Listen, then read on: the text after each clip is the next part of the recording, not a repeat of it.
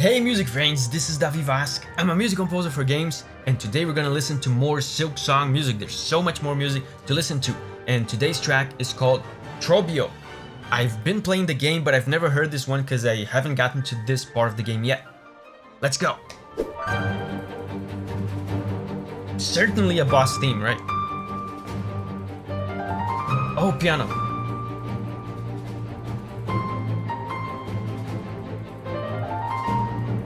Wow, the piano has such emphasis on this.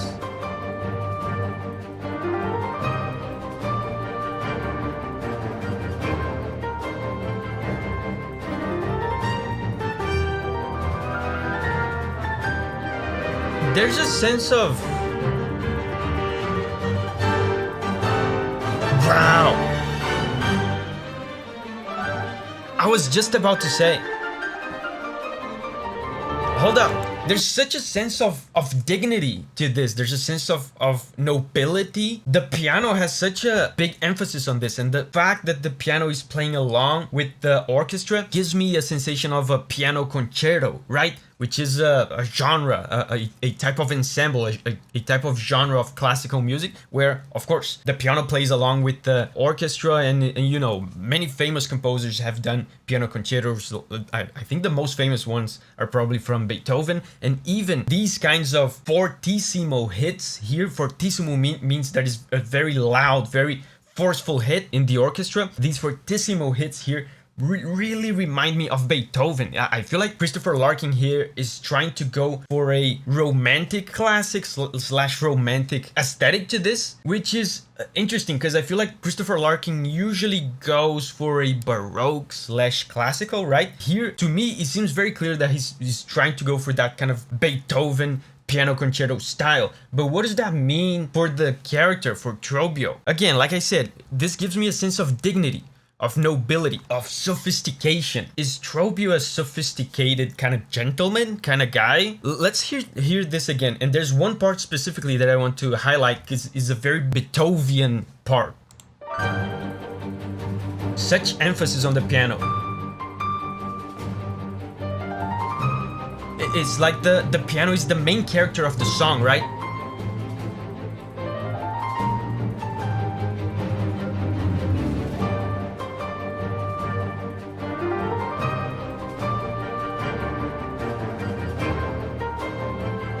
The Beethoven part is coming.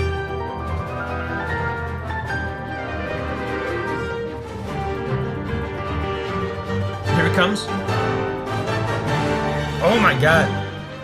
This sounds so romantic. Such a, almost sounds like a cliche kind of romantic period hit, right? Dun, dun, dun, dun, dun, dun, dun. Let me show you these chords. Guys, check out the chords.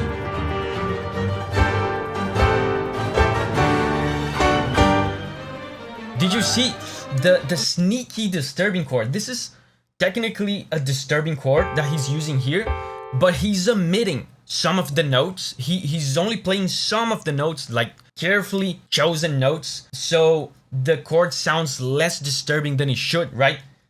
He's omitting some key notes here that would give the fully terrifying, fully horrifying sensation of the chord. He's kind of watering the chord down a little bit, but if you have a good ear, you can tell this is supposed to be a disturbing chord. Again, I wonder what that says about Trobbio. Is it a character that has some like hidden terror, like something horrible that is under the surface of the character?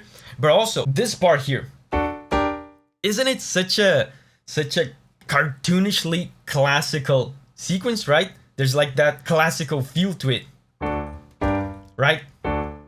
Da-da. Very classical. There's such an air of virtue and dignity to this. And again, like I said, piano concerto, in case you don't know, when you have a piano concerto, like I said, the Beethoven piano concertos, you know who is the pianist? Who's playing the piano in the Beethoven piano concertos? It was goddamn Beethoven himself. So in the piano concerto, the piano is the main character, is like the main instrument. It has evidence, right? It has protagonism of the piece. And you can clearly tell that the piano has a lot of emphasis here. I wonder if the piano is meant to symbolize Trobbio himself. There's a lot of virtuosic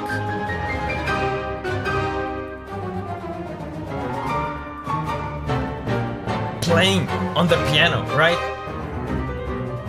Listen.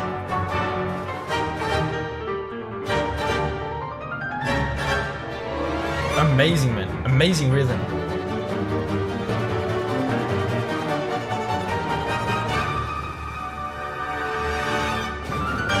So much anticipation, so much anticipation. It sounds like a spectacle too. In a sense, it reminds me a little bit, like the vibe of it reminds me a little bit of Cogwork Dancers, in the sense that it seems like this track is beyond good and evil. With some other boss fights in Hollow Knight and in Silksong, you can feel the stakes. You can feel anger, the evil. You can sense a balance between heroism, between villainy. With Cogwork Dancers and with this, it feels like this is beyond that. Good and evil like don't matter in this context. At least that's what I feel. It feels like the only concern here is to put on a show, is to be a spectacle, is to be a concerto, right?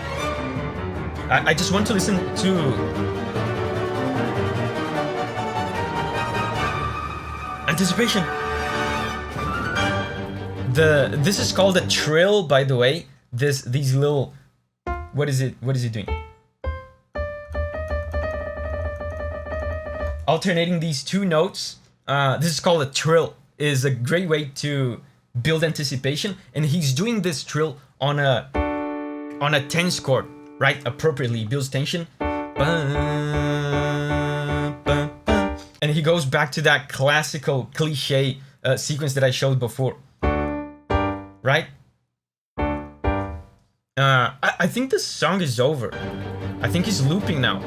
But yeah, it's looping. I noticed though that YouTube is suggesting me another Trobbio track here. Maybe it's a second phase in a separate track. It's called Tormented Trobio. Might as well do this one as well. So this one is Tormented Trobio. Let's go. Oh, there's choirs now. Tormented Trobio.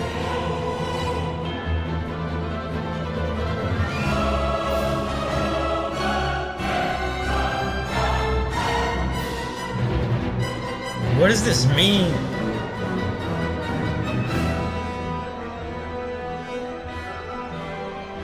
I feel like they're using the same. Wait, is there an organ?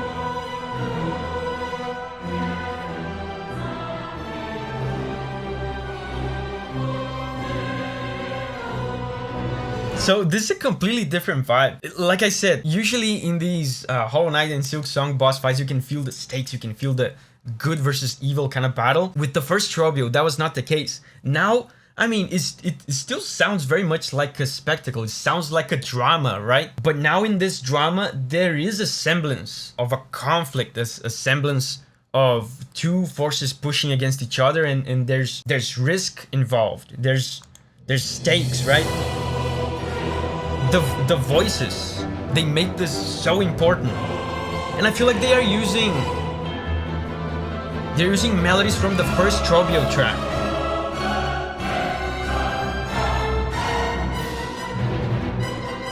Listen to this. This part with the trumpets. One part of the orchestra says something, the other part responds. The other part says something, the other part responds again. It's a great back and forth that to me emphasizes more the conflict, right? The clashing. That's why this sounds more like a battle. There's a more of an emphasis on good versus evil. And he's tormented now. Why is he tormented? There's organ. Of course, organ has a lot of connotations with villainy.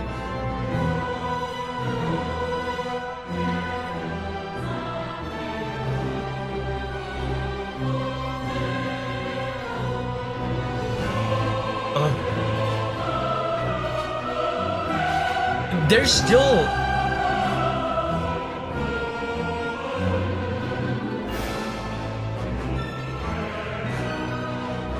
This is amazing. I find it fascinating that Tormented Trobio has not lost his dignity. You know, we're used to, especially in FromSoft games, this is a very common thing in FromSoft games. The track starts human-like, there's like a semblance of humanity and maybe dignity, nobility, characteristics of a human person. Then in the second phase, the character, the boss, gets enraged and he loses like his humanity. He becomes irrational and enraged and mad with anger. And that's the second phase, right? The boss fight gets more intense in that way. Now, like I said, this is higher stakes. Trobbio is tormented for some reason, but this is still very much dignified and composed, right?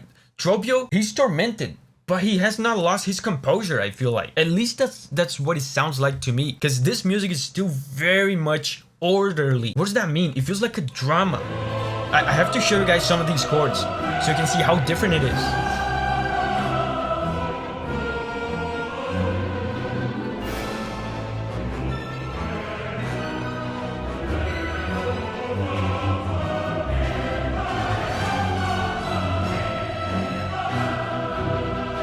Tense chord. Oh. Yeah, this seems like the main melody fragment that they're using over and over again. I have to show you guys some of these chords. Hold up. So guys, just as I thought, the chords here are much more evident. Like the disturbing emotions here are much more evident. I'm gonna show you. Check this out.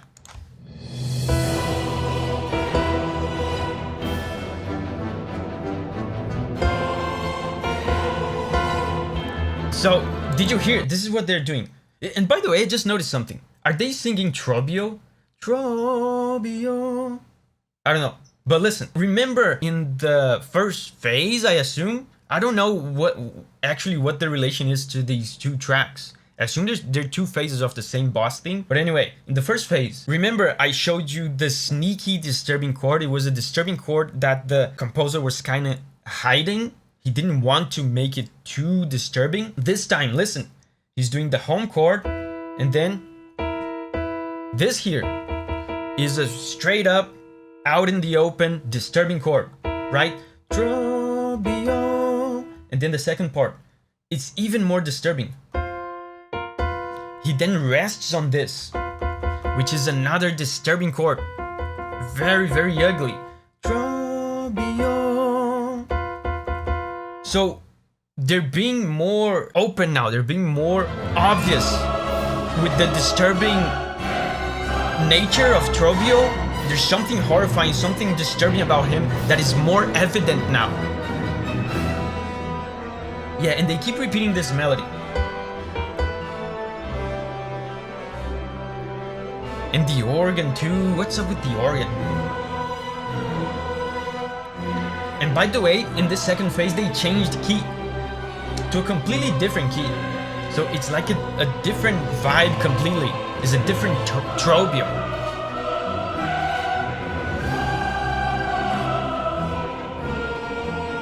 And like I said at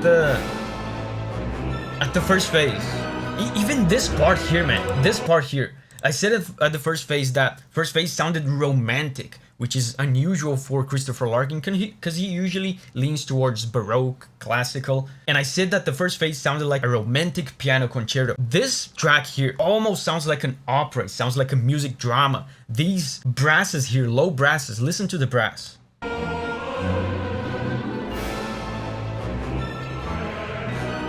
Sound very Wagnerian,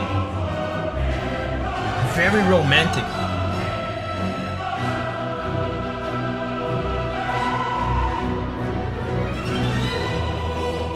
Trobbio, Trobbio. I wonder if that's what they're actually singing.